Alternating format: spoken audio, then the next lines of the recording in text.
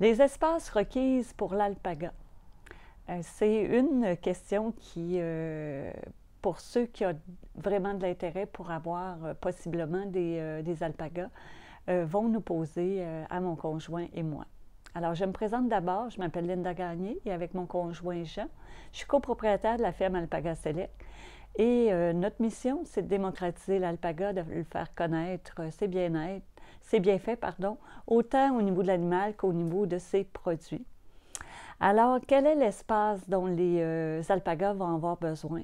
Ils ont besoin absolument d'un abri, c'est important, et ils ont besoin d'un espace extérieur. Pour ce qui est de l'abri, ce qui est important, c'est que ça n'a pas besoin d'être chauffé, absolument pas, mais qu'il y ait un minimum de 3 côtés pour être à l'abri du vent.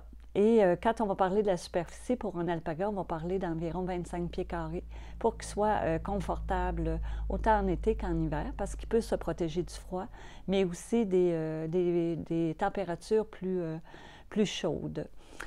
Pour ce qui est du pâturage, on va parler de 10 à 12 alpagas, d'à peu près 1 acre par 10 à 12. Et parce qu'il a besoin d'aller à l'extérieur pour lui, c'est important. Si on a moins d'espace, à ce moment-là, on va compenser par du foin.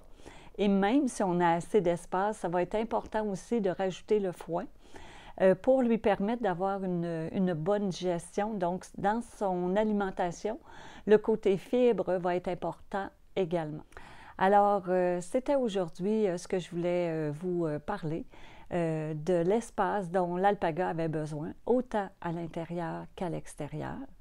Et ben voilà.